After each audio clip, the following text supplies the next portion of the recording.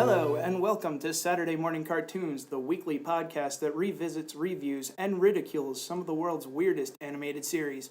Coming to you from Peach Creek, I'll be your co-host, Andrew Trumbore. Joining me as always, my co-host, Sean Double L Ellis. How's it going, Sean? Andy. I'm doing well, buddy. How about yourself? I'm doing good as long as you stop calling me Andy. Okay. Andrew, I'm doing well, buddy. How about yourself? There we go. I'm good. How are you? I'm doing great, man. We're off to a good start. I don't mean to come across as a dick, but most people that call me Andy don't see the light of day the next day, so just wanted to throw that out there. Oh no! Hey, thanks for letting me know now. Yeah, right. Thanks for giving me the heads up before. Oh no problem whatsoever. Andrew, we should mention that you are a very special guest on today's episode, correct? I am. Yes, you are, and you are brother to Mr. Dave Trumbore. Hello, everybody. What the hell is happening on this show? Oh man, you gotta help me out here, Dave. I do. Never call him Andy, apparently. Yeah, I know. I let people. I only let a couple people do that, and that's usually the bigger people that I can't take down. Right. I usually just let them just free roam it with however they want to. Why I get away with it? Apparently, I didn't know that was such a touchy subject. You called me Drew. Drew was fine. Drew's Andy, fine. You never called me Andy. I don't think Rico Slabe, I let you get away with that one. We did call you a lot of things. But Andy's one that just tweaks a nerve with me a little bit. He's getting real frustrated right now. We're gonna move on from that. So yeah, I like this. I wanted to bring my brother onto the show, not just because he's my brother and because he was in town, and that's super cool. And he's been listening to the show for a little while. And I mean, we grew up watching cartoons together, and I've talked about it on the show a number of times in the past. But Andrew is actually trying to break into the radio business. He's actually been doing this for a couple of years now. So what is the program that you're currently in school, and what are you trying to do with it? I'm currently enrolled in Northampton Community College in Bethlehem, Pennsylvania, and I am the station director for WNCC, which is the school's radio program that can be heard on the TuneIn app. Yeah, so that's why we wanted to get him on, because he's like super more professional than we are at this. We're just a couple idiots on the internet, and we make a living at it, but Andrew's actually trying to break in radio for real. And Sean, you have a point. Is he more professional? Because he just said he would body me. He would put me in a fucking grave if I called. Listen, I was told him. I had free. I was told I had free roam to say whatever I felt like here. Said there's no censors, no standards or practices. So I figured I might as well get it out of the way now before I can't do it to the general public when I'm on the radio station. Rule number 1 of radio broadcasting: get death threats out of the way first. See, we're learning so much good stuff here on the show. God, I do apologize. I did come off as a little harsh there. You came out strong. Came out strong. And I do apologize, Shaw, but it was just kind of like that knee-jerk reaction to, oh my God, it's like nails on a chalkboard for me. So I'm good now, though. Andrew I'm good, or and Mr. Trumbore? Mr. Trumbore is my father. Our father. Our father. Yeah, we have the same one. Yeah. Different moms, same father. Trivia. Saturday morning cartoons trivia. Holy crap! All right, so holy crap! Actually, also we brought Andrew on because he had a good suggestion for the show tonight. So in the past, we've done, Sean and I have done Nicktoons. The first of the year, we do them for the whole month of January. We do Nicktoons. We've covered some cartoons in the past, most notably like Powerpuff Girls. It was pretty much like the main one that we've done. Right. But for tonight, Andrew suggested one of his favorite series when he was a kid. So do you want to let the listeners know what we'll be talking about tonight? We were going to talk about that magical trio that was Ed, and Eddy. That's right. And we're going to try really hard when we're talking about Ed with 2 Ds to call him like Double D. Double D. Or just kind of let you guys know we are talking about. Not that he has double Ds, that he is Double D. That always confused me, not as a child, but when I got older and I knew what that meant. Yes. But in case you guys out there aren't familiar with the show, we're going to turn it over to Sean, who's going to walk us through the history. Ed, and Eddy is a Canadian-American animated comedy television series created by Danny Antonucci for Cartoon Network and the 6th of the network's cartoons. Starting in 1999, the show ran for 6 seasons of 69 episodes. The series concluded with the TV movie Ed, and Eddy's Big Picture Show on November 8th, 2009. Adult cartoonist Antonucci was dared to create a children's cartoon while designing a commercial. He conceived Ed, Ed, and Eddy, designing it to resemble classic cartoons from the 1940s through the 70s, and pitched the series to Cartoon Network. It was also pitched to Nickelodeon, but they demanded creative control, leading to Antonucci landing at Cartoon Network instead. With a 10-year run, Ed, and Eddy remains the longest-running Cartoon Network original series and Canadian-made animated series to date, and is also one of the longest-running United States animated series. Ed and Eddy trivia. I didn't realize this one was so late, like in the 90s. For whatever reason, thought it was earlier. I knew it was late in the 90s. I just didn't realize how long of a run it had. Yeah, I mean... 10 years is pretty good for a show like that. Yeah, and it's 6 seasons, so I mean, they might be including that 10 years either with a break in the middle or... Well, yeah, I think there was like a 2 or 3 year break before they actually came out with the movie and was like, we need to, put a nail in this coffin and finalize this series. That makes sense. Just murder these kids once and for all. We'll get into that later. No. We will, actually. We've got theories. Yeah, Andrew brought this to my attention. I'm gonna really struggle to not call you Andy now that I know you hate it so much. I didn't even think you did, or I would have told you. No, earlier. I never do, but now I want to, subconsciously. It's a brother. It must be a brother thing. He wants to just mess up my life. Yeah, mess up your life. Welcome to my show. So Ed, and Eddy, let's talk about it. The series revolves around 3 preteen boys: Ed, also known as Double D, and Eddy, collectively known as the Eds, who live in a suburban cul-de-sac in the fictional town of Peach Creek. Under the unofficial leadership of Eddy, the trio frequently invent schemes to make money from their peers to purchase their favorite confectionery, Jawbreakers. Their plans usually fail, leaving them in various, often humiliating predicaments.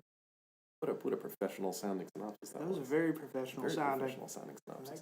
I forgot that they love Jawbreakers. Unfortunately, we did not see that in any of the episodes we talk about tonight. But they do love the Jawbreakers. It's kind of weird that they did, because he talks about getting the money and that one of their plans actually worked, and that but you would think the first thing they would have mentioned was, let's go to the candy store and get some Jawbreakers, but I guess the writers forgot to throw that in the script. Yeah, it's interesting that they actually, one of their schemes actually does seem to work tonight for a little bit at least, and they do get the money. I think, Sean, did you have a point, Sean? Or you want to just move on to your theme song? No, I was gonna say, I remember distinctly that these Jawbreakers that they would bite down on were almost like they were 3 to 4 times larger than what a normal Jawbreaker was, and so whenever they would put them into their mouths, their entire cheeks were completely swollen and distended in a weird body horror. I don't know how many sports fans you have, but it reminds me of a Phillies player that used to have a thing of chewing gum that was the size of his freaking head. It was like a baseball in his cheek. Yeah, that would just stick out. Yeah. Yeah, just like that. Delicious. Yep. Hey, I love Jawbreakers. They're sweet and they're fun. You'll get no argument from me that Jawbreakers are delicious. However, a Jawbreaker made of chewed up wad of tobacco and chewing gum. Okay, yeah, that's a little gross. That makes me shudder. What a great flavor for the kids out there come Halloween, though. Mm-hmm. Look for it can't be any worse than anything else they're exposed to old anymore. Spit tobacco coming to a store near you. They'll be in Birdie Bots all flavored. That's right, Birdie Bots. Yeah. You're just gonna continue to bring this back, Andrew, to Harry Potter, and I like it. Thing on my part. It's all good. So we'll try to keep it clean. It's a little late for that. We gotten violent, so there's nowhere else to. Where are you bringing weed into this? There's really nowhere else to go. But no, there's not. How about we go to a theme song? We can go to the theme song. You want to go to the theme song? You want to do the theme song? Let's do this theme song. Yeah. I have to say, a lot of times when we do theme songs, they are, kind of recycled animation that ends up being in the first couple episodes. This one was fun because this was a dedicated theme song with dedicated animation for the theme song. Now, it is very repetitive in nature, and it starts off with a whistle, which I was kind of like, I don't know really where this is going to go. But then it really just kind of has this light jazz intro in the background with a little bit of drum, a little bit of bass, and then we just kick in with some piano and some horns. And it is super, super simple to just kind of continue to have this Ed, and Eddy, repeated over and over and over again. But it's nice because you get an opportunity to see a little bit of the personality for each of the 3 Eds that we're going to be exposed to throughout the entire show. So that was it was very clean, it was very easy, very simple. Yeah, and it was a nice intro for each of the characters because you don't know the difference between Ed and Ed just from hearing it. So it's nice to like see it, see how they spell their name. Right. And I know that as we were watching it here, like later in the day, I would just be whistling the theme song, kind of not paying attention. Randomly, it would just come up and be like, really? Like, alright, he's still whistling? He's doing the whistle again? I mean, I don't hate the theme song, but it's just whistling over and over again. So, I mean, like, And I do it a lot. he did do it a lot. And I it was, do it a lot. I mean, he's offering me boards, so I was like, I can't complain too much. You can't. So. And I'll do it a lot. He will do it a lot. It is his house, after all. King of his own castle. King of the castle. He kicks himself to the couch. King of the castle. So, yeah, no, it's a fun kind of whistly theme song, and I don't mean just like whistling along with the tune of the theme song. Like Sean mentioned, that they're literally whistling in it. So, if you don't like whistling, you're probably going to hate this theme song. If you do like whistling along, then this is a great one to just kind of like jump in. It's a very jaunty tune. Yes. Yeah. Also, if you really like sort of a weird jazz-style lip rolls at the very end. Yeah. Like that? Perfect. Perfect. No, it's fun. That's what I wanted, It's fun. and you gave it to me. And I think you mentioned something funny about like the kind of character design. Yeah. You had never noticed that Eddie had what? I didn't know. I didn't notice Eddie had a green tongue. Ed's got a blue tongue. Yeah. Double D, I think, has a blue tongue, and they're all a different shade of sickly looking colors. They're like puce. Now, I actually always thought that the reason for the discoloration of the tongue was as a result of the jawbreakers that they are always searching for. Because if anybody's ever had a jawbreaker, the sort of the continual sugar and dye that's in it will discolor your tongue completely. But in the show itself, it seems that these three tend to have trouble getting their hands on said jawbreakers. So I don't know how often they actually get to enjoy them. So, question of the podcast, is green and blue the natural color of these idiots' tongues, or is it because of the jawbreakers? That's a good poll question. Be sure to let us know your thoughts in various comments across our social media site.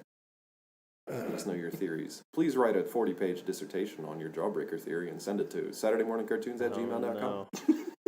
I think that's pretty much wraps it up for the theme song. It's a good theme song. It's a great introduction to kind of the wacky spirit of the show and to, the three main characters. You also get to see a lot of the other side characters kind of pop in. Did you guys have any favorites, either among the three Eds or among the other kind of side characters as well? Andrew, do you have any particular favorites? Personally, I like Ed just because of the random things that he says. Yeah. It just every time he says something, and it has nothing to do with what's going on with the storyline at all. Right. And I'm pretty much rolling on the floor every time he says anything, just because of the intelligent nature of his words. It just He always, it sounds like he's being profound, but it usually is just complete non sequitur nonsense that he comes up with. But sometimes it is smart because it's like a throwback to something earlier or something they mentioned otherwise. But Sean, did you have a? And it's very weird because in this episode, or in these two episodes, Ed will on occasion have something that seems extremely Dadaist in nature that he's saying that's, as Dave mentioned, completely non sequitur. There's no reason that he should be saying anything. And then I think there's one line in this entire episode where he actually makes like a profound comment and people are just like, whatever, and just like blow past it. No, nobody takes like, him seriously. No, you're fine. Right. And then there's a couple kind of like, I think there's some like adult humor in there too at one point, which we'll talk about. And I don't know if it's just because I'm taking it that way or it's because like Antonucci and the other writers were like, just wanted to kind of put that in there, but we'll definitely talk about that. Personally, probably my favorite extraneous character. Well, Sean, did you have one before I get into mine? Well, I loved cool. Plank. We're on the same page. Got it. Why do you love Plank? Is that yours as well? For a number of reasons, but why do you love Plank so much? Just because of the weird nature and the fact that Plank never really has to do anything. Plank ends up in weird situations and people just react to him. I just love the idea of something that is an inanimate object being instilled with so much personality that there's so many times where you're like, oh yeah, Plank would clearly have done or said that, and you just hear people kind of repeating back exactly what they believe Plank has said to them, whether it's Johnny or it's Jimmy, as we saw in these episodes. It's that instillment of an inanimate object with such personality, such a like distinct execution that makes it so kind of crazy and weird. And just this show is through and through kind of like a fever dream. And it never stops. I mean, like these characters are sort of like a hurricane of their own demise. Like they roll into everything without a second thought, without really even a plan, and they barrel through as much as they can, as quickly as they can, and then always return back to the beginning from whence they start. There's no like you think that there's some kind of character progression in this, and it's not. Like they have an idea, they have a plan and a scheme, they execute it, it always goes poorly, and then they revert right back to the part where they're just like, you know what would be a good plan? And you're like, no, why would you guys even trust Eddy to lead any of these schemes that you have that are going forward? So, yeah, Andrew, and you had a point, and then I want to make sure that you get to not your theory, but a theory from the fandom before we jump into the episodes, because I want people to have this side theory in mind as we discuss. Right. But you were saying about how, the other characters communicate with Plank, but if you watch it, is Jimmy actually communicating, or does he think he's communicating just because that's what he's expected to do from being friends with Johnny for so long? Johnny, yeah. Or because he kind of goes, "Oh, I'm sorry, did you say something?" And then it's just like, "Oh, I guess not." Like he's trying to figure out. I love that it's like a weird extension from. I like to think Plank is a crossover between the ventriloquist dummy from Batman the Animated Series and Log from Ren and Stimpy. Log. I like to think that God, someone a Log reference. Someone got a hold of Log, cut it into planks, and then made it into basically a ventriloquist dummy. This is my shared universe of Ed and Eddy. Just the only thing I would say, Andrew, to that is that, Johnny has already kind of manifested, and you're familiar with sort of the social phobias and I don't want to say problems, but just sort of the special element that Johnny brings to Plank. You also know that Jimmy's character is, I wouldn't say that he's feeble. Like he's very feeble and he's impressionable. Yes. And so I think that we're 50-50 on this. I think that you're right, and I also think that I'm right. I think that he is having a conversation with Plank, and I think that he's also having that conversation with Plank because of what you mentioned, because he's witnessed Johnny have this rich friendship with the 2x4, and now he's given that 2x4, and he's like, now I can finally have the friendship and the relationship that I want with somebody who's not going to treat me like a small, feeble child. You guys both have some good stuff, and I'll let you finish up. I just want to make sure you kind of save any further discussion until when we get to that part of the episode. But you guys have some good stuff. Go ahead, Sean, finish up. No. So I want to really get into Andrew's ideas for this and sort of the theories that they have for the fandom, because I feel like for the psychology behind this, like we could talk for hours. Oh, yeah. And this podcast should not be about delving into the child psychology for Ed and Eddy. Not. I think because that's that would be They've been waiting 117 episodes. Because we're not qualified. We're not qualified to make those comments. Can I just throw in I'm not currently qualified. in college, so I know better than everybody else theory? And I stayed at a Holiday Inn Express last night, so we're in real good shape. And that joke was from 10 years ago. That was from 10 years ago.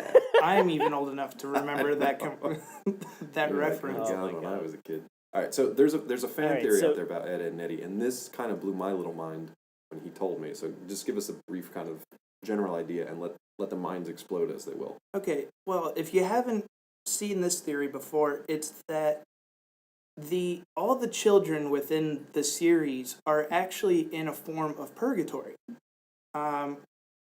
When you look at it, there's never any parental, guidance or anything like that. Yeah, that's the look that I kind of got before from David when I said there is this fan theory of all the children are dead, and he just I just saw his head literally explode, and we had to repaint the walls. And we pieced it back together, so everything's fine. So yeah, I think we might have missed a couple pieces, but everything's green and black. And that is a subtle brother dig.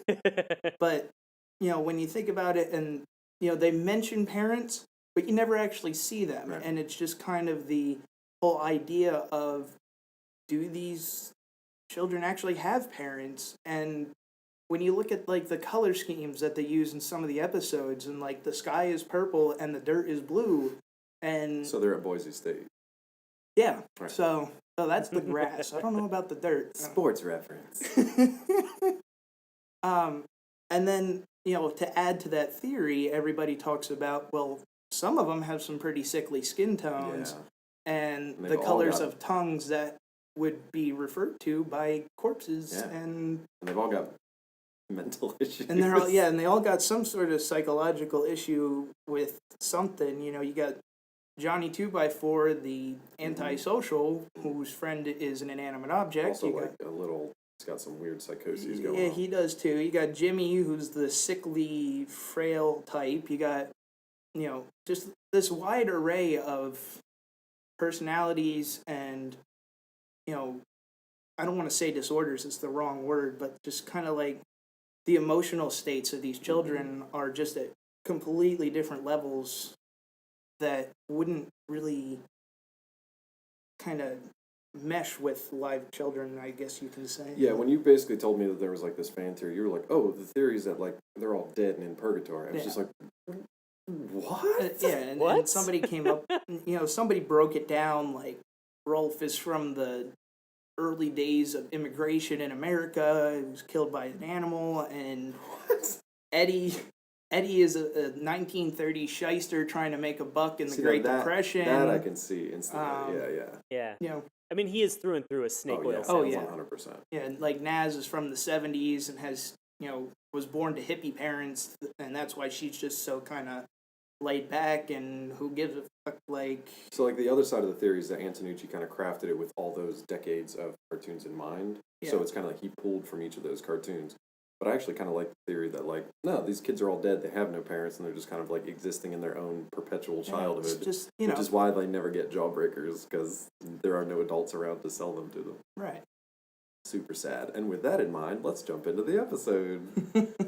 So we're going to talk season 2, episode 3 tonight, which is split between Know-It-All Ed and Dear Ed. Mhm. So each of these episodes is about a half an hour long, but they've got 2 segments. So they're both made up of about 12 to 15-minute segments. So we're going to talk about both tonight. First impressions from Know-It-All Ed.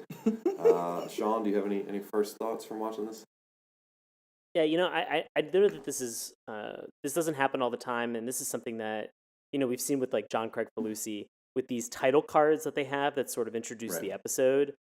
I love those. I don't know what it is about having those still frames to introduce and segue into the episode.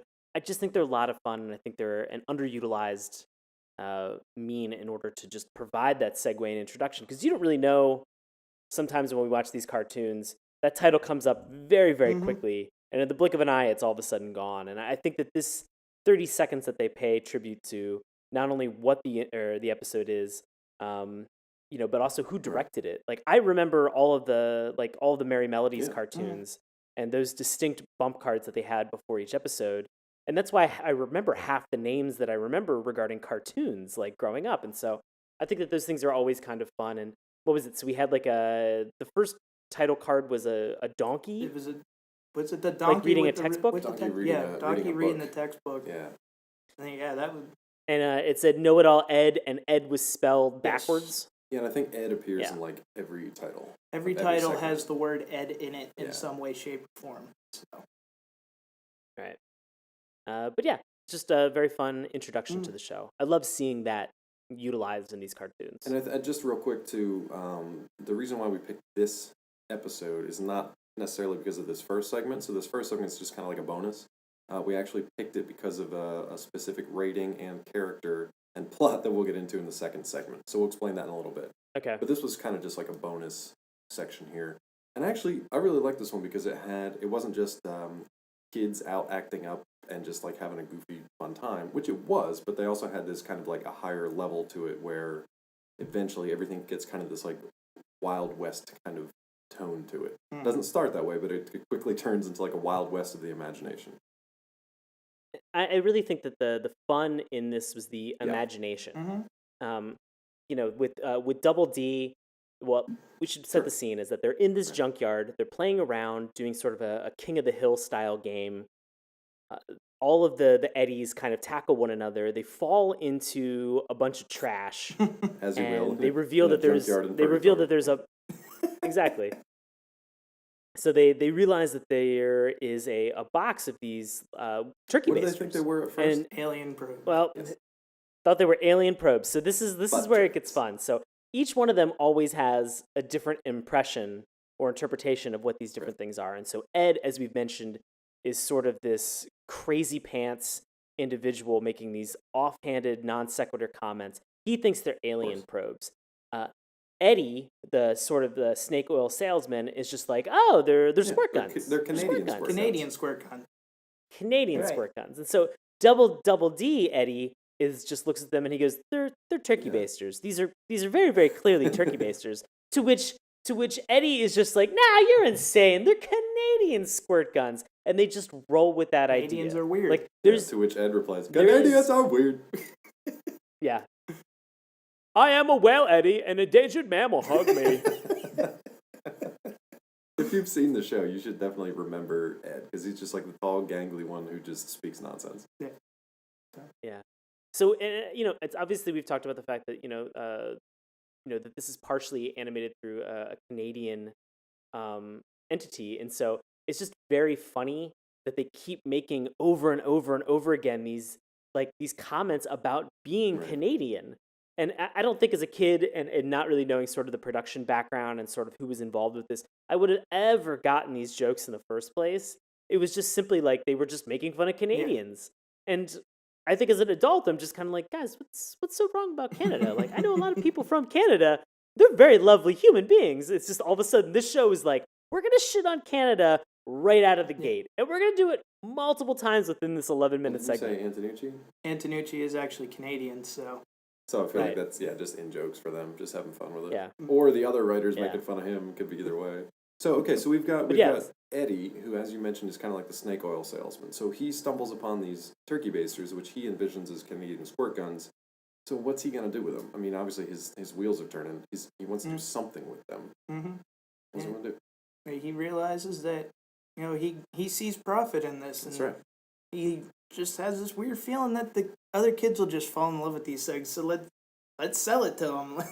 I love that he doesn't just sell them like the idea though. No, Like, he he's actually also like a showman. he pitches them the idea. Yeah. He they're having their little activity in the alleyway. They're literally and just bowling in an open alley, not Bowling a in a- bowling alley, yeah, but they're in an alley. in an alleyway with bowling. and the only actual bowling equipment they have is a bowling ball. The lane is literally just the dirt with the random objects lined up on either side, and then random objects as the pins. Which makes me just like really sad for these kids. Yeah. It's just, when I watched it after having like the Purgatory theory in mind, I was just like, I am very sad for these children. But meanwhile, Eddy just busts on the scene, big white hat, socks around his belt, and these turkey basters full of water, Yeah. and one on either side. And he's like, Purgatory water. Purgatory water, Right. yeah, that's healthy. Mm-hmm. I'd rather go to Mexico at that point. So, Flint. am I making this weird? Ugh. No, I just shouted out the whole city of Flint, Michigan, so I think you're fine. Oh, okay. I'm the one on the hot seat. You're good. Alrighty, well. Yeah, so I love the fact that Eddy sells it. This now. has been a fun one-upping brother It moment is. right now. It's like, well, I'm taking Flint, Michigan. Yeah. I'm taking Mexico. One-upsmanship. But I've got a joke about water. I've got a better joke about We worked water. on our water Okay, jokes for hours before this episode. But he makes a whole show out of it. He gets all the kids' attention. He's got Ed playing the duck game from the local festival, That was going back great- and forth, That was a great scene. and he just squirts Yeah. him with it. And he Great carnival puts another game. arm up and it whack, whack, and all the kids get sold relatively quickly. It was a And pretty sweet trick shot though that he does at one point. It was. He puts it on the ground and he I don't know I forget if he pushed it or he stepped on it. Sean got a point. Yeah. So he actually has this one moment where the trick shot that I think Yeah. that you're mentioning, Dave, is where he banks it off of Oh, that two one, objects, yeah. and then it shoots through all of the kids' Yep. ears in one ear and out the other. Again, supported by the whole Because purgatory they're theory, dead. because these kids are clearly dead. It goes through both of theirs, and now Ed, insane Ed, has been moving back and forth behind a fence line like he is a duck in a carnival game. And that water passes through like 3 or 4 kids' ears, and then hits him right in the face. Hits him right in the face with sort of that like spittoon, like pa-ting! Yep. And then he's just like, "Oh, you got me." Yep. And so great salesman is basically what I'm trying to say. Salesman. Eddie's a great salesman. The kids. He sold it. The kids bum rush Double D. Poor Double D standing at this flimsy little makeshift, psychiatrist booth that from Charlie Brown, and it's at least they upped it to 25 cents, right? Yeah, 5 cents. So that's well, it was actually 50 cents, and you got the sock holster to go with it. That's right. So that's right. Free sock holster. Yeah. So, and again, that whole sock holster thing, just the imagination that's behind this. Like, I mean, who hasn't used, like, when you were a kid playing like games and stuff like that, in the front yard, like, who didn't use like things like that, creatively in order to kind of accomplish your end goal? I feel like there's a fun brothers moment that's about to happen. We used to play. Your eyes lit up, Dave. We used to play sock ball in the house because you couldn't, like, in the house you couldn't use like actual. Forgot about sock ball. Like foam balls or rubber balls or stuff because you break shit in the house. So we used sock balls. We used 2 old like long tube socks. You ball the first one up, stuff it in the toe of the other one, and then wrap the other one around the first and like tie it off. So we used to play sock ball in the house all the time. Yeah. You could knock that thing around, you wouldn't break anything. Yeah. So there's a little fun game for you kids out there. Steal your dad's socks, knot them up in a ball so they're ruined. I'm pretty sure kids probably shouldn't be listening to this, but if there are any that are sneaking out and getting their parents' approval, get your fucking dad's socks out of the fucking drawer, tie them in a fucking knot, bat them around the house. Sock ball. Look, also, if you're named Andrew, don't let anybody call you anything else but Andrew. Otherwise, fucking bury him. Dig him a hole. Dig him 3 graves outside of somebody's house. Bada bing, bada boom, bada bing. This sounds like we're coming right back around to this episode right here. Yeah, that was a good segue. Oh, no, Andrew, you are picking up radio segues like a pro, Listen, buddy. I've been thinking about this for a long time. It's just recently I've put it into motion. So the plans to murder Sean. That comes after. That might be my retirement goal. So Sean's got a while. Yeah, you got some time yet. He's got some time. You're on notice. Oh, that's fun. I'm just gonna end up in Purgatory anyway. Yeah, play with these kids. Bowling in an alley. Yeah. I love at this point though because Eddie's kind of set the stage as like the shyster, but he's also kind of like the cowboy's squirt, sharpshooter with the squirt guns. Yeah. So I love that he has now set up the Wild West stage.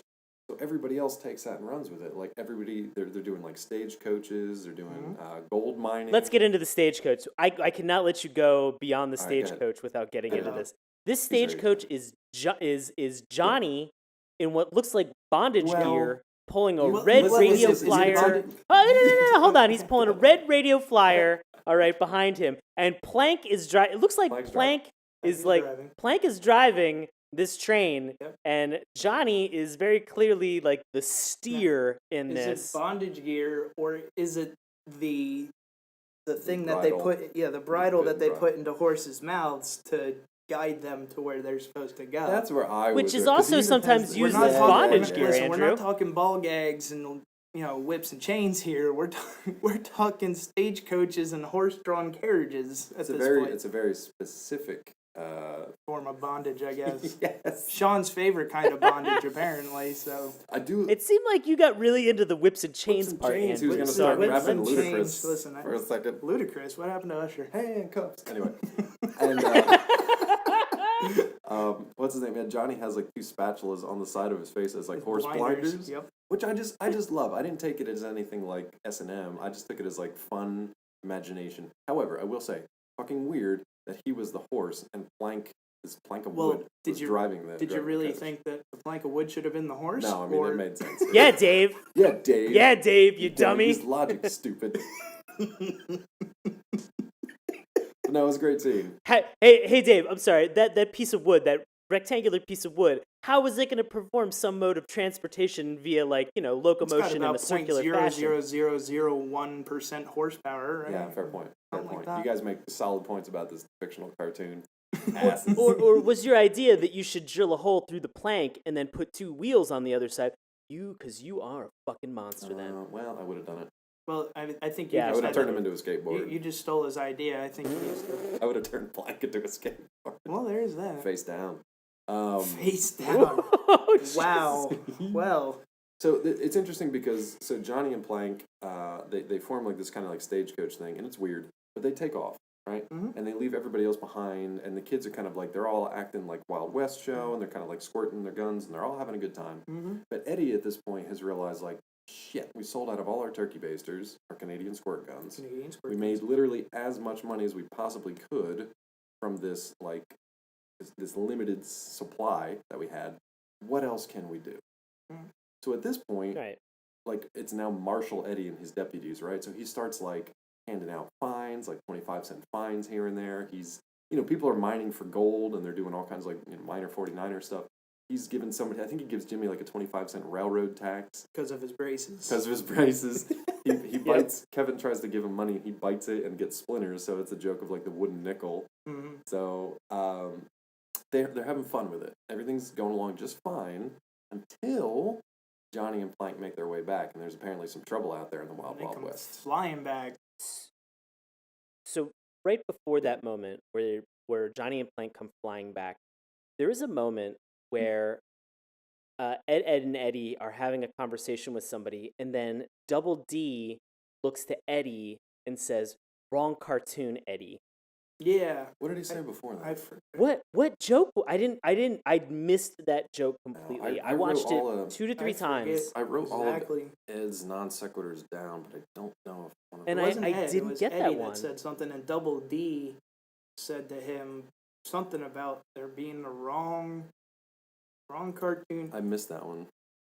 Well, let's Yeah, throw it it to the was the- fans. it was Fans, the if you know weirdest what thing. we're trying to talk Yeah, go about, watch this episode. go watch this episode. Put that in the comments and make sure that we know what we're talking about. You can the next literally time. watch that episode twice by the time we're done with this podcast, so you're good to go.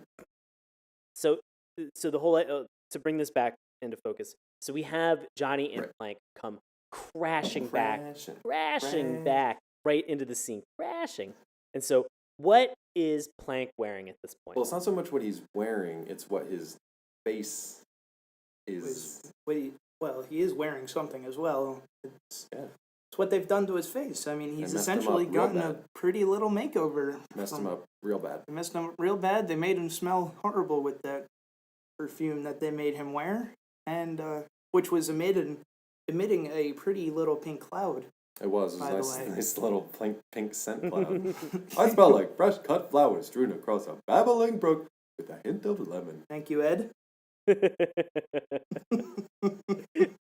So we have the introduction now of the Canker. Right. Mhm. This has been the one faction of this childhood group that has not come in yet, and they are sort of the antagonist to all of the Eds that we have. And it just so happens that we have 3 Eds and we have 3 Cankers, and so it's almost like a perfect combination of like let's pick a boyfriend. All the Cankers are just trying to date one of these Mhm. Eds.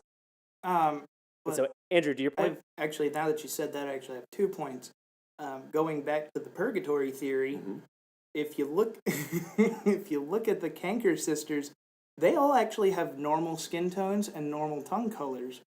And one thing that was mentioned in the Purgatory theory is that the Canker sisters, because they don't just torment the Eds, Mhm. they torment all the kids in this town are just petrified of them.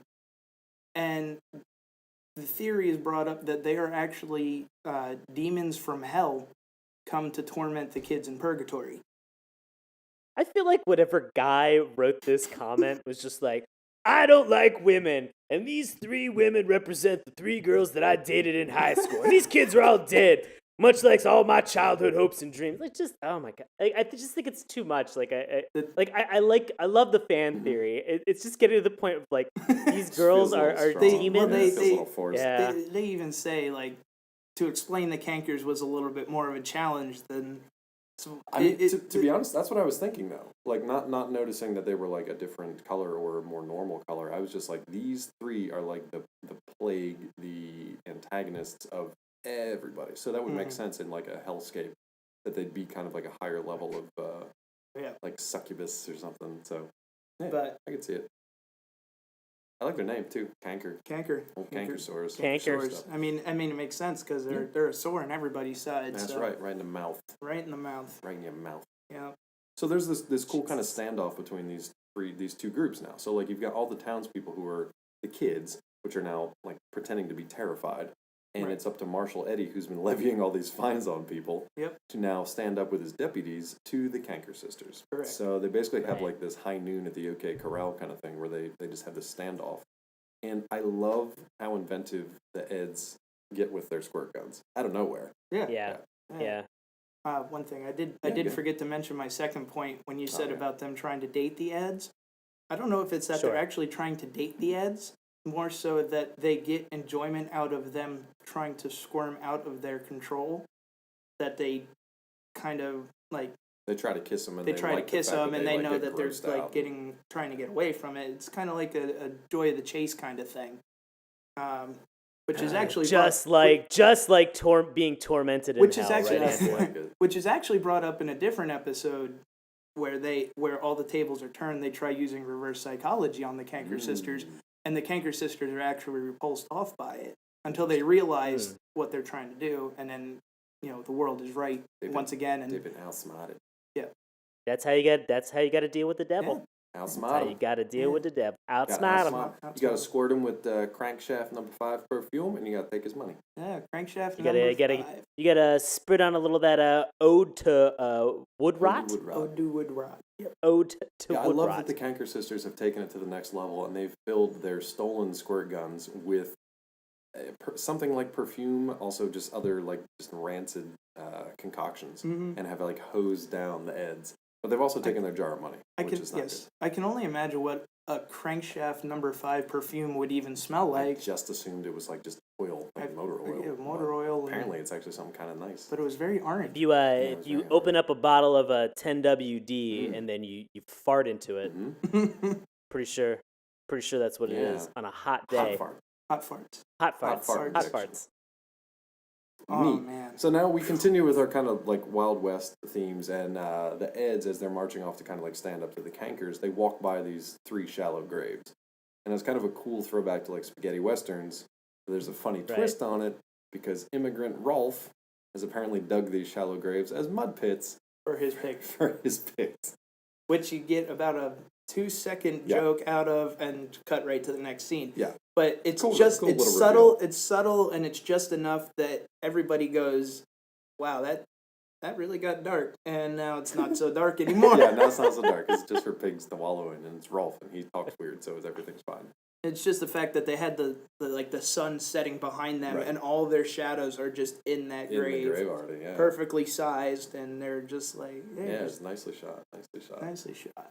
For a cartoon. But yeah, so Sean, what about the standoff between the Eds and the Canker sisters? What stuck out as they wrap this episode up? So just at the very end, we have this moment where sort of Double D Ed gets all of his turkey basters set up on what looks like kind of like a rail gun, where he's like kind of cranking it back and forth, and he's got like this glimmer in his eye of just like, you're all dead now. Tongue gets real big. He went insane. Yeah. And you realize in this moment that he's just shooting turkey basters that are full of water, but he is like getting a sick sense of enjoyment. He's gonna go disacerbate later. Yeah, disacerating all over the place. Right, disaster and masturbate. You just want to portmanteau that into one disaster date. So we have this thing where finally Eddy kind of comes over to him and just looks at him and just says, "Relax, It's a toy from Canada." He's like, it's a toy from Canada. And then they realize that they've sprayed everything and they have not hit the Cankers once. Cankers are on their own little island in the middle of this moat. Yeah, now, exactly, a moat. Because there's so much water there apparently. Yeah. In Purgatory. Cankers fire back and they miss. To which the Eds are just like, "Haha, you missed!" And they're like, "We did not shoot perfume this time. It's our Canker patented rubber cement. Check your feet." And they are stuck like flies to a fly trap, and they cannot go anywhere. Feet, fools. Yep. And this whole episode ends with a smooch. Multiple smooches and agony for our protagonists / now death by kisses. You might call that protagony. I am done for the episode. Thank you. Protagony. Awesome. Protagony. Pro Yeah, tag so it was a team. fun episode. So just any concluding thoughts from that little segment, Andrew? Anything? Just the whole tie-in with the Wild West. Yeah. And just a way to change of pace Yeah. for the show, just to throw in a little something to jab at the Wild West theme, get those little jokes in the series. Yeah, it was cool. I liked it for the same reasons, Sean. Yeah, I mean, I agree. It's fun, it's simple, it's a nice little tip of the cap to these spaghetti westerns, and it's done. How many? I've seen a lot of westerns, and they all seem to end with kisses. Kisses and Irish Because out. girls they are tried to gross. take away the darkness of Purgatory by ending it with kisses instead of From fucking demons. from Jesus Christ. Missed the mark on that one. All right, so now we're getting to Dear Ed. Dear Part two. Ed. Right. Now, this Part is two. the reason that we wanted to talk about this, because Sean, I know Andrew brought up the series of Ed, Ed, and Eddy. You wanted to focus on an episode that featured a particular character. Right. And that character would be. Would be playing. Would be. Would be. I Would like it. be. I like what you should did not there. encourage me with these puns. Don't. So Andrew, don't. You're very Andrew, punny. No, You're very punny today. No, it's bad. It's all bad. So we looked up a bunch of Plank. Andrew looked up a bunch of Plank episodes. We compared it to like IMDb with like the highest rated ones that featured Plank. This one was pretty good. It was like an 8.1 on IMDb, and it's mostly for this segment that we wanted to talk about today. This one, to me, is nuts. Like more nuts than the last one. The last one was a little more. episode's This one's insane. crazy. This one had a little bit of a psychological twist to it that went very wrong very quickly. It's like not super dark, but like just very mental. The last one at least was kind of grounded as like a Wild West kind of thing. Mm-hmm. So it was very cartoonish, but it was also just like grounded in something And I think what it new. This is just nuts. what it also did was it exacerbated Johnny's phobia of social, like, what? Everybody's just shaking their heads. That word just rhymed with the other word you macerated earlier. So No, this was kind of like a foundation episode for Johnny. It showed exactly how mentally unstable this kid actually was without his little buddy by his side. So explain that. So we've got Sean, Johnny 2x4. Well, I want to say to Andrew's point, sort of as he kind of examines and gets into this a little bit more.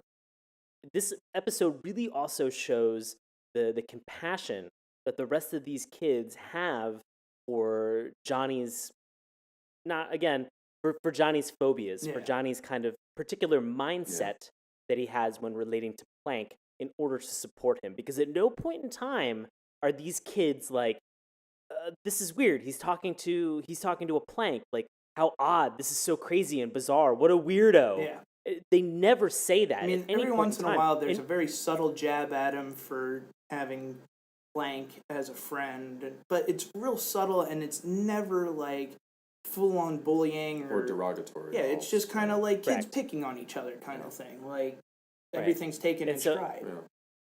And so it's very interesting to see that for the three Eds that we have, their first thought or their first idea is how can we actually, let's say two specific ideas. One, how can we make money? Two, how can we support a friend who seems to be in crisis? Yeah, the typical children's cartoon of the 90s, early 2000s. Let's put a life lesson in there and make everybody learn something while they're laughing at people. I feel like I can't. I take no lessons from anything from Ed, Ed, and Eddy. I take zero lessons. Maybe because I was already like 16 when this came out, but like, what life lessons? This boy needs psychological help. He does need psychological help, but he's dead, getting so that. There's no one there to give it to him. But he's getting that help from his friends, who usually are everyone. If you could call them friends, like anybody who knows the series knows, it goes every which way. Everybody's a friend, then everybody's an enemy, then everybody's just against the Eds, but then the Eds are against the Canker sisters, and then it's just. Or they're using each other to kind of like make money. Or But let me ask the question. Like, I grew up in like a development that had a lot of kids that were my age, and that was sort of the journey that you had when you were a kid. Like, you had friends, that you were very close with, and then you had people who were sort of on the fringe, and then everybody kind of went back and forth. There was a weird ebb and flow to a lot of those middle school friendships because you were still becoming adult. That was one of the first times when you were really kind of making opinions and forming ideas and saying like, I like this and I don't like that. How do I interact with other people? And that's a pivotal moment in a lot of people's lives. And so I think that this cartoon does a good job of showing that natural ebb and flow. Did you guys have that similar experience when you were kids growing up? Look, when I was in Purgatory, or even growing up together. When I was in Purgatory and trying to make friends, that was the toughest thing, was to kind of keep those. Dave, alliances. I want to give you a heads up. You're still in Purgatory. But when I was growing up in Purgatory, see, he never left Purgatory. He's just grown up in it. I'm speaking to you from beyond the veil. So I appreciate the internet is very slow down here. So I'm glad you guys could make it.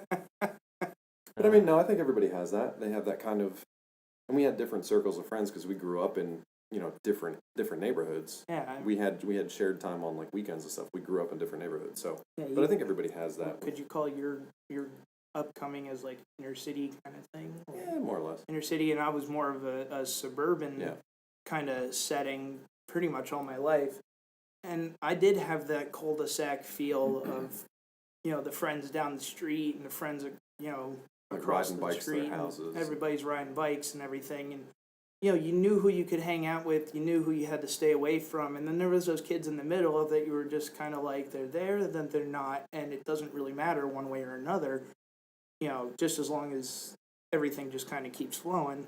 I like that I'm the brother with the inner city childhood. It makes me sound super tough. So you're definitely tougher than I am. So super tough Rocky growing up. Throw that out in there. the city of Eastern Pennsylvania. Eastern Pennsylvania, yeah. Growing up tough. It's a little tougher now than it was 20 years ago. Well, I don't know, man. It's a little rough no matter what. But John, what about you? I mean, we had the same kind of thing with, no matter where you grow up, you have friends that some days you're allies, the next day, sometimes for no reason at all, you're enemies. And it's just like, what the hell happened? Yeah. I mean, I think that's a part of being a kid. I think that's it. So to that point, they do this pretty well. Yeah. But to other points, this is just a batshit episode. It was a bad Oh, joke. yeah. Well, first off, you got Eddy right. riding Ed as a freaking backhoe, Mm-hmm. and just they're searching for treasure, and they're like, I found something, and he just decides to pull up the cable line that's holding all the street lights in place. Let's break that down a little bit, because that sounds insane, and it was. So let's. But for people out there, so you've got Double D. Right. You've got Double D. You got Double D with a metal detector. Right. In a random yard. Something beeps. Right. Step 2, he puts a giant X over top of where to dig. Mm-hmm. Step 3, just like pirates do. Step 3, Eddy breaks Ed's arms backwards at the shoulders. Complete dislocation of the shoulders. Yeah, he's holding them like reins of a horse.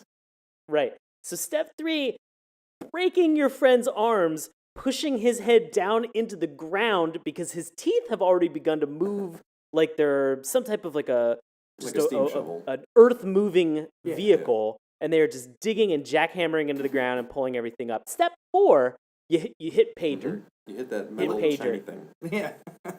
Step 5 is shiny, you don't. Yeah, you don't stop. You just keep going until suddenly your friend's mouth begins to cycle through all of the electrical power lines that are on your entire block, which there's a great shot of you can see kind of like back through the street. And suddenly, one by one, all of the different lampposts that are there just hit the ground. Yeah. Like they're standing tall, and all of a sudden they just shunk, shunk, shunk, shunk, like just drop into the ground. And probably my favorite part of this entire thing is how little it connects at all to the rest of the episode. Yeah, it's it doesn't mean it. There's nothing. There's nothing. Yeah. It's just an introduction to like their complete wackiness and zaniness of this purgatory that they live in. But then, meanwhile. Yeah, so like literally they're doing that, and then Jimmy's the kind of feeble guy with braces. He's hey guys. Yeah. He's very kind of like not effeminate, just kind of like way more immature than the rest of them. Yeah. And he just walks by dragging Plank, literally dragging him like on the ground. on the ground. Like no respect to hold him up. He's like No, before we get into this, to Andrew's point, he is dragging a 2x4. Now, we should describe, because we've been talking about Plank a lot. Right. Plank is a 2x4 that has a smile drawn on him and 2 eyes. And that's it. Correct. And those googly eyes are just one big circle with a dot pupil in the middle of it. That's Very it. basic. It's not crazy complicated in its design. it's just a simple piece of wood with a face drawn on But it. to Johnny 2x4, that's basically like his best friend. Like Not his- basically, his- that it's is his it's best his friend. confidant, his best friend, his partner, his everything.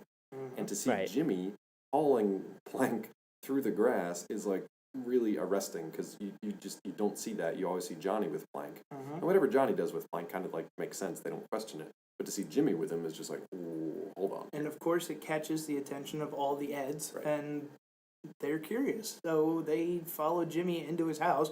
Creepy, by the way. Well, when there's no parents Yeah. around, Yeah, I 'cause everybody's guess dead, everybody you just do whatever keeps you their want. doors unlocked Yeah. for.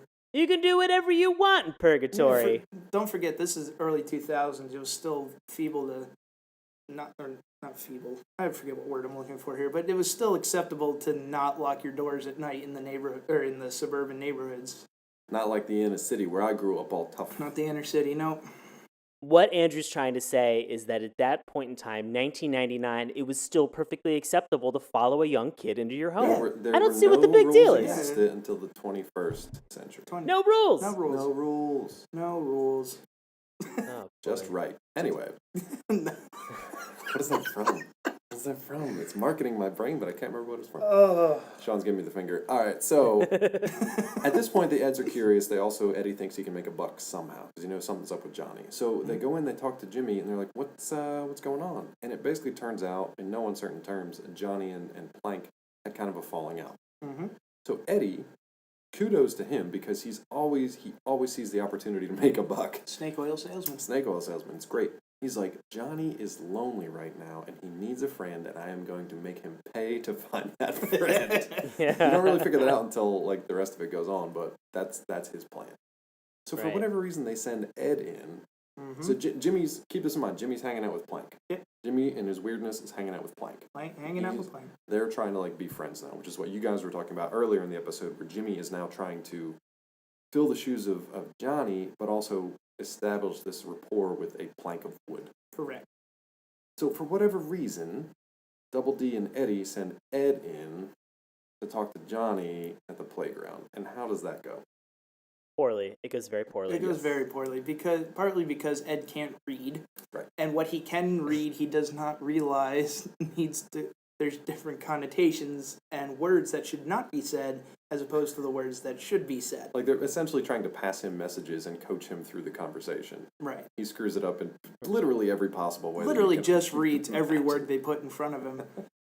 So if anybody, just to give context, like if anybody's ever read a play and you do like a stage read of it, there's a certain point where there's actions that need to be read by a narrator Mhm. or somebody who's kind of conducting that line read. And in this case, they're giving these stage directions to Ed, and Ed's just like, now turn and look to Jim. Oh, okay. Hi, Jimmy. Johnny. Ask Jimmy how he's doing. I'm doing well. And that's like the entire thing is like he just can't figure out what is supposed to be internal for him and what is actually supposed to be vocalized and communicated to Johnny. It's essentially like if Cyrano de Bergerac or The Jerk, if that helps. If the main characters in either of those screwed up from the get-go, the movie or the play would just be over. In this case, they just kind of plow through. But I love that nod to like one character giving the other character lines in order to talk to another character, and it all just kind of breaks down and it's a complete mess. It does break down, but the best part is Johnny has absolutely no clue what's going on. He's so distraught anyway. He's just like, and then eventually he breaks down in tears and Because he's lonely, he lost his lonely. friend. I'm pretty sure that Ed just picks him up at this point and carries him away anyway, Yeah. so it doesn't matter. Yeah, that's what he says, does. yeah. So where's Ed going to take Johnny? He ends up taking him to this kind of, again, they've set up a shop. in the alleyway. Ed's friend's store. Set up shop in the alleyway, Ed's and friend's it's Ed's friend store, and they are telling him that they want to be able to help him find a new best friend. It's like Tinder before And- iPhones and apps, and also just for friends that are made of wood Inanimate objects. and inanimate objects. Yeah, yeah, man, you just trying to Ed and chill. yeah Ed and chill, Yeah, yeah. Ed and chill. Ed and Eddy and chill. Netflix and Ed. Netflix and Ed. Sure.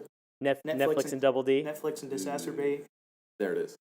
There you go. Nailed it. You got it. app coming to you. Yeah, there we go. So yeah, Oh, in boy. short, Eddie's scheme is to get Johnny to pay to help him get set up with a new inanimate object as his friend for a quarter. I mean, Right. it's not Yeah, bad. I mean, Yeah. I'm sure people So- have paid for Oh yeah, much escort more. services. Holy crap, much more.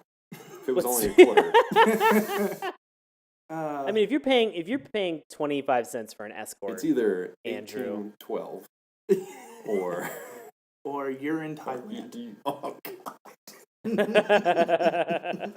fact. So I love this next little joke though, because they're trying to set Johnny up on like not dates but kind of like little friend dates. And the first one they give him is Bob a traffic cone, and Johnny has Right. the best reaction to this because you don't see its face, you just see a traffic cone, and Johnny like meets it and he's horrified. It looks like he's about Right. to throw up. He's like, ooh. yeah, And then they finally show the face. And what's wrong with Bob's face? he's missing an Yeah, eye. he's got one wonky eye and a smile. missing an eye, And and they're like, it's "Whoop." just. Just draw an eye on. And as soon as the eye's drawn on, everything's fine. It's not like, everything has been forgotten of the last 5 seconds where he had no eye. Now he magically has an eye, and everything's okay. Which, look, I want to say, Johnny, fuck you, man. Broaden your horizons. Dude's got one eye. What's your problem? Yeah, right. What's your problem? Bob's good for a cone. Bob's good for a cone. There's nothing wrong with Bob. Soft and cuddly like mashed potatoes. Eddie is my ideal friend. Yeah. So at this point, then they kind of set him up on a date, right? So Bob and Johnny go on this weird play date where they play ping pong, of course. Because there's a magical ping pong table right there in the They alleyway get it all set up for him. Yeah. And Bob and Johnny play ping pong, and for about 5 seconds. because, as you might imagine, playing against an inanimate object, Johnny gets wrecked. Yeah. I will say this though, and this actually made me nostalgic and made me laugh Okay. a lot. I don't know if you guys had any friends that had ping pong tables growing up, but I had a friend I had a friend in middle school who had a ping pong table in his basement, and anytime he would do like a sleepover, most of us would be playing Nintendo, Super Nintendo upstairs, and then every once in a while, people who were just kind of watching, if you were bored, would be like, I'm going to go downstairs in the basement and play ping pong. Right. And I'll tell you what, that was a great way to kind of just one-on-one talk with somebody without like a lot of weird kind of awkward socialness, Yeah, or like silence, social Then problems if they silence. they started getting a little uppity, you just spike the ball at them like Bob did, and put a dent in their Just forehead. drive it into their forehead. That's not how I made friends in middle school, Andrew, but I mean, I could see to I your didn't point. make many friends in middle school Because he put ping pong balls through their through forehead. their foreheads. I'm starting to see from the death threat about 50 minutes ago why. Hi, my name's Andrew. Hey, what's going on, Andy? Nice to meet you. I'm gonna put you in a coffin. I'm gonna body this fool.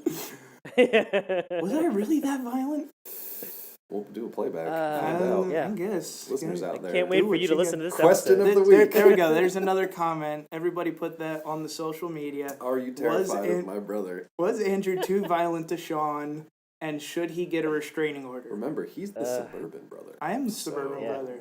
But I was also, Careful, the kids. age difference kind of gave me the only child kind of mindset. Trivia. I have been all kinds of child. I have been the youngest child. I've been the only child. I've been the middle child and the oldest child. If I may divulge and break off a little bit, you were also the child that thought the brother born 3 days before you was going to be older than you, even though you were 6 years older than him. This is true. I had problems with the maths when I was 5. But I will say in your defense now, Dave, you are fantastic at math, so... Now he is. I don't use it anymore. I could still be really bad at the maths. It also didn't still help got when it you in had you. a 13 and a 12-year-old ridiculing him the rest of the time for that. I think they were pretty good. They were pretty good about it, as far as I remember. This has turned into therapy hour. Well, we are talking about psychologically, emotionally scarred children. Yeah, let's with remember this that there's this episode. messed up dead kid talking with an inanimate object who actually just beat his ass in ping pong. So Yeah, that's so pretty let's fair. move on from there. Yeah, he's not friends with Bob anymore. Yeah, he doesn't like Bob. Yeah. I So don't like Bob. so now So Eddie, now we're gonna journey down into Ed's Yeah. room What? in the basement of his house, which is one of those things that, in and of itself, in this show, I remember this room having so much weird crap in it. And again, it didn't disappoint. Didn't disappoint. And the lead into this is Ed, another one of his just off the wall comments. He just goes, I live in a foundation with all sorts of useless things that Johnny would talk to. and he literally does. He literally does. And I love his gore poster on the wall. Gorefest. Gorefest poster on the wall. Gorefest. Or just on the outside of his door, it just says, what was it? Slow-moving traffic. Slow-moving traffic, yeah. And inside this room, we have Ed, who finds a boot. A boot that has what kind of almost looks like 2 buttons. Yeah, they're like the eyelets for the laces. Yeah, the eyelets for the laces. And then it's sort of the sole is breaking off at the bottom, so it looks like a mouth. Yeah. It all works. And what's his name, Andrew? What's the name of this? Salty Sam. Was it Salty Sam? Salty Sam. Is it Salty Sam? It is Salty Sam. Salty Sam. And Salty Sam is a little crusty, according to Johnny. A little crusty old boot. Yep.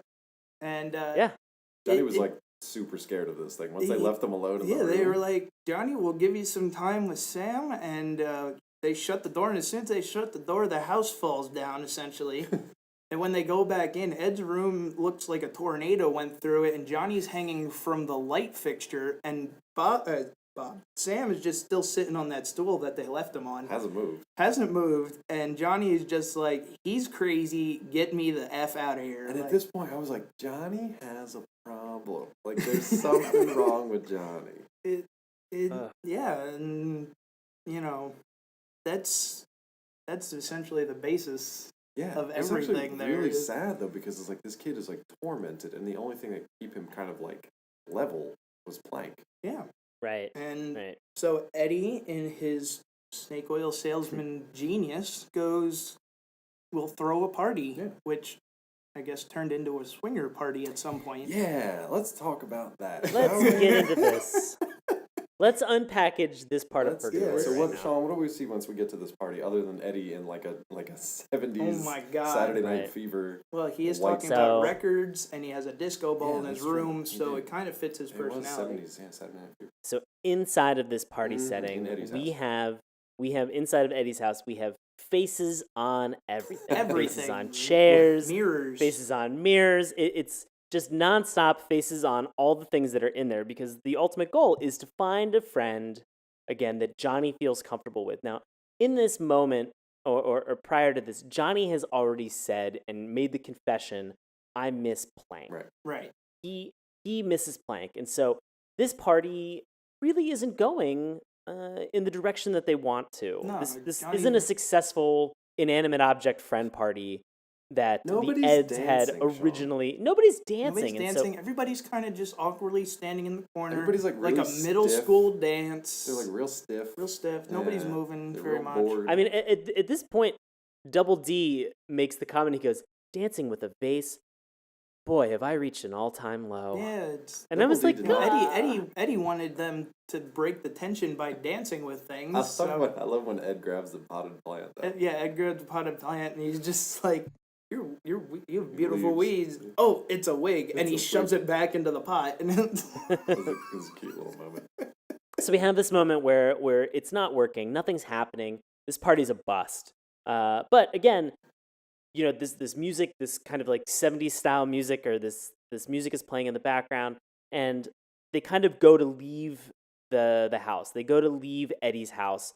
And in that moment, all the kids from the neighborhood have heard the music, have heard this party going on, and they just kick down the door. Yeah. There's complete disregard for anything that's happening. They're just like, oh, it's a party. Great, it's a party. Let's just show up. And they just, all one by one, and just show up. Purgatory party. The last person to show up is Jimmy with Plank in tow. So, yeah. And so I loved it because like as soon as he walked in, I was just like, I got that like awkward feeling like when you're at a party with your friends in like high school, and like dude brings like your ex-girlfriend or like your friend's ex-girlfriend or whatever.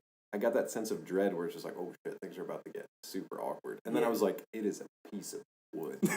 But to Johnny, right, exactly. That's his. And that's the beauty of the cartoon, is that it makes you feel like Plank is an actual character, even though he literally does nothing. Yeah.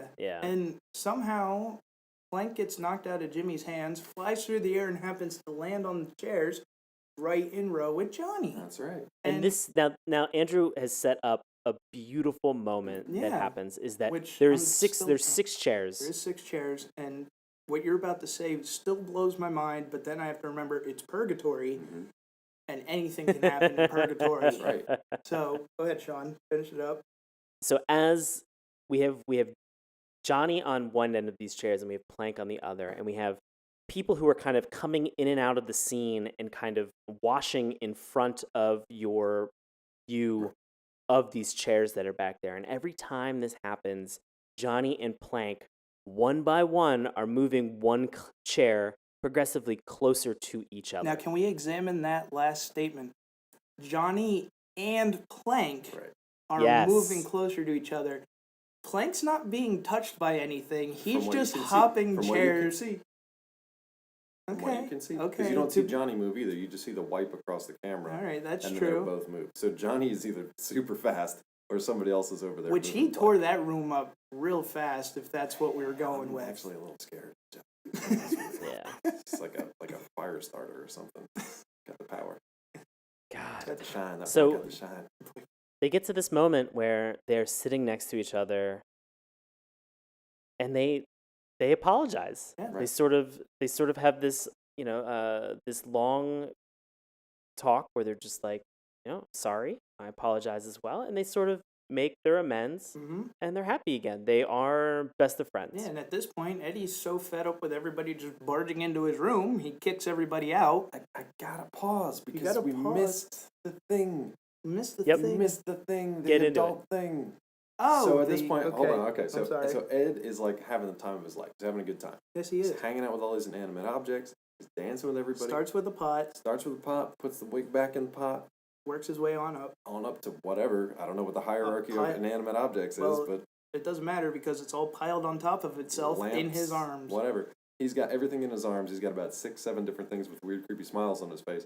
And he just walks in front of the camera and just yells, "Swinging!" And as a kid, that's just a funny thing to say. It's like, I don't know what Yep. that means. That's hilarious. Yeah, And now just walks away. Now, it's like Ed is just straight banging all these inanimate objects, and they're possibly swapping partners. not just Yeah. swapping partners, he's probably taking them all on at one time. Ooh, wow, he's Oh God. Listen, I don't know what he's doing I with don't what. know. It's off screen. We have no idea what happens. Mm-hmm. But just the fact that he yells "swinging" while he has about 6, 7 people in his arms is hilarious. Anything goes in Purgatory. Okay, Eddie now kicks everybody out of the Everybody house. kicked. Tired of it. Did he kick everybody I out? don't know who's left. Well, that's the thing. Like, I mean, they do have the moment where Double D looks at Eddie and goes, "Johnny found his friend," and walking away from the scene is Johnny and Plank. Right? And Eddie wants his quarter. Yeah. Give me my damn quarter, you fucking psycho bastard. I don't think he said that, but it's pretty apparent that's what he meant. I just want to liven it up a little bit. Oh, fair enough. Hi. But in the meantime, we're missing one, are we not? Who are we missing? Who are we missing, Sean? We are missing our buddy Jimmy. Our buddy Jimmy. Jimmy, you mess. And welcome to the disco. Jimmy is basically like just coked out of his mind at this point. Jimmy has found the inanimate It is coke a swinger. pile. It is a swingers party, so Jimmy found the inanimate coke pile with a smile drawn in it. Snorted it up. bouncy, bouncy, bouncy. Oh man, Jimmy is like got a shirt over. He's got a jacket over his shoulder. He's got shades. He's got like a sweet shirt, and he's just dancing the night away. He's having a good time. He's got a little bit of Starts John swinging his Travolta and jacket. Saturday Night Fever Saturday going Night on Fever, there. That's right. That's right. And he Yeah. doesn't give a shit about Plank at And this this, point. yeah, and this is also Double D's song too. It's just So Double D's song. yeah. And we have an outro that just ends with a dance sequence. Yeah. Well, you've got Ed doing the worm in the background Yep. as Jimmy dances, and then you've got Ed and Eddie coming in to do their weird squeaky dances. Yeah, and Yep. Eddie says something like, "If you can't beat him," I forget what the exact line. was. Swinging. Swinging. Yeah, we'll just end it with swinging. Oh, but that was not the craziest thing we've ever watched, but it's up there. If that, It's up there. It's up there. That's not the craziest thing we ever No, watched. it's not even and close. I'm just at that point. I just start to question where your sanity sits. If For Saturday mornings, it's a rough ride. it is a rough ride. All right, any final thoughts for Ed and Eddie before we move to some second opinions here? Sean, do you have anything to add? No, I'm good. He's got nothing. Andrew, this was your suggestion. So, any final thoughts on Ed, Ed, and Eddy before we move to the user reviews out there? Just, you know, Before we recommend everything too. just for a show of its time, you know, the late 90s, early 2000s when Cartoon Network was at essentially building up its prime. Yeah. This was definitely one of the more successful shows that they had. And you can see why, just by the variety of characters that they had, the variety of storylines they were able to produce with that. It just, you know, you can see why it had such a long run as it did, and why it was just such a success. Yeah, agreed. And I think our first user review here that Sean's going to read for us will agree with you. As our second, maybe not. Maybe not so. All right, so we have our first second opinion comes from Ghettos_Superstar 1989 from Massachusetts. It's possibly the best show on CN, Cartoon Network. The show is wicked hilarious. First of all, there's Ed, the dumb one, Eddy with two Ds, the smart one with the nickname Double D, and Eddy, the loudmouth three-haired leader that has no friends except the ones I mentioned. My sister and I laughed at almost anything that Ed says. I wouldn't call the animation that special, but it's pretty good. Ed reminds me of Patrick from SSP. Try guessing what that stands for. Even thinking about the characters make me giggle. 10 out of 10. 10 out of 10. 10 out of What's 10. SSP? I don't, Really? What's I have no SSP? idea. Really? What's SSP? Both of you. SpongeBob SquarePants? Patrick? He didn't put the did- B in there. I'm like, you can't break one of those words down and not the other one. Whatever your name was, Ghetto Superstar. You really never got that? No. I thought Patrick from SpongeBob, but when he put SSP, I was like, Yeah, I didn't understand Well, I what guess when he said SSP try was. guessing what that stands for, I guess that was more than just a challenge. you rat bastard. He realized he messed up and just was too lazy to go back and fix it. SSP. I was thinking some crazy anime like Superstar Police or something. That doesn't exist, I don't think. All right, you guys ready for a second review? Let's get into this because I am excited. Here's this one, guys, is heavily edited because you don't have all day, and neither do we. This is utter crap without a doubt. 1 out of 10 stars from Chris Blue Wolves from the United Kingdom. This is from 2009, so this was roughly around the time this show actually went off the air. Here we go. I'm going to be honest here. Ed, Ed, and Eddy is absolutely, positively the worst and stupidest cartoon that I have seen in my entire life, which is a very big disappointment and embarrassment because truly I love cartoons. This show is not funny, the script is dull, and the characters are appalling. Plus, I would like to have a chat with those morons who claim to enjoy this steaming pile of cow dung called Ed, Ed, and Eddy in order to get some sense into their empty skulls. Grow up, you imbeciles. And I agree with all those more sensible people who never. This show is horrible and it really ticked me off. It stinks. Here's where I edited due to rambling insanity for multiple paragraphs. He continues, what to do when the show is on? 1, change the channel. Or 2, turn off the television. Bottom line, please. This is mostly in caps, but only the first letter of each word. Bottom line, please don't ever bother with this drivel. It sucks so bad and is utterly boring. I need to say that this review was 10 times as long as what I just read. So there was a lot of text dedicated to just like hate for no apparent reason for this show. But there it is. 2 sides to every story. So, Wow.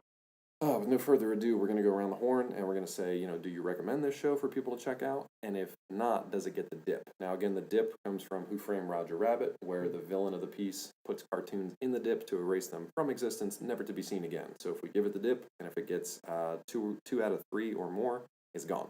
We never talk about it again. So Andrew is our special guest tonight, and my brother. Do you recommend this show? And if not, does it get the dip? I do recommend this show, actually. Just for the fact that I said before, it wasn't one of the most successful shows Cartoon Network had for no reason. Right. It had the variety, it had the way to keep everybody's interest. It even had the adult humor that made, the adults who are stuck watching this with their children even want to enjoy it, which is a staple that Cartoon Network really has developed really well over the years. So, yes, I would recommend it for all those reasons. Nice. So no dip for you. Sean, what do you say? I definitely recommend this show. It's imaginative, it's crazy. It's worth it to kind of see the three different personalities that the Eds bring to the table. Definitely does not get the dip. Nice. As for me, I'm going to recommend it as well, just to complete kind of your cartoon watch. Also to watch it with the weird idea in your head that these kids might all be dead. So that's fun. Why not? Yeah, right. Who knows? Dead children is always a good topic to have. And moving straight from that, Andrew Trumbore, thank you so much for joining us on this Thank episode. you for having me. I am glad to have been here with you guys. So for the listeners out there in listener land, just to let them know again what you're up to as far as schooling goes, and then where they can hear you when you're on the radio currently and possibly in the future. Like I said, attending Northampton Community College in Bethlehem, Pennsylvania. I am the station manager for WNCC, the school's radio station. You can find us on the TuneIn app. We also have a Facebook. Just find WNCC. And if you want to find me, I have a Facebook as well. Just, yeah. It's very distracting right now trying to pitch. This is what radio is like, Andrew. This is what radio is like. Okay, let me wrap this up. You may find me on Facebook. Just search Trumbore, and it can't be that hard to find. There's not that many of us. So, Sadly, we're a dying breed. hey, I'm not the last of the bloodline yet. So Yeah, you technically are. well, I am for now. You technically but I'm are. not done yet. All the pressure. All the pressure. All the pressure. Sean. What a segue. Nailed it. Hey guys, as always, I'm doing live improv comedy in Washington, D.C. for a show that is called POTUS that is going to premiere in October. You can find more information witdc.org. Also, in November from the 9th to the 12th, there is going to be, and I am producing the District Improv Festival. You can find more information out about this festival, districtimprov.org. And as always, I'm on Twitter and Instagram at Sean Paul Ellis. Nicely done. And we'll have all that information up on our website as well, so you don't have to worry about writing all that down. As for me, you can find me on Twitter at Dr. Claw MD, where I am still not verified because Twitter is jerks. You can also find me on Collider.com, Nerdist.com, and DaveTrumbore.com. If you're interested in finding out more about Saturday morning cartoons, you can do so at our website, SaturdayMorningCartoons.com. Follow us on Twitter at MorningTunes. Check out Sean's handiwork on our Instagram page, Instagram.com/SaturdayMorningCartoons. Also, keep up the conversations over on our Facebook page, and feel free to like us if you haven't already, and if you have, feel free to share those comments and conversations. We love having chats with you guys. We're actually going to have a few answers to your comments, your questions of the week here in a second too, so stay tuned for those. Make sure to subscribe to our YouTube page where you get to see our videos up each and every week, plus a little extra bonus content from time to time. And feel free to listen to our free audio podcast each and every week through iTunes, Stitcher, and Google Play.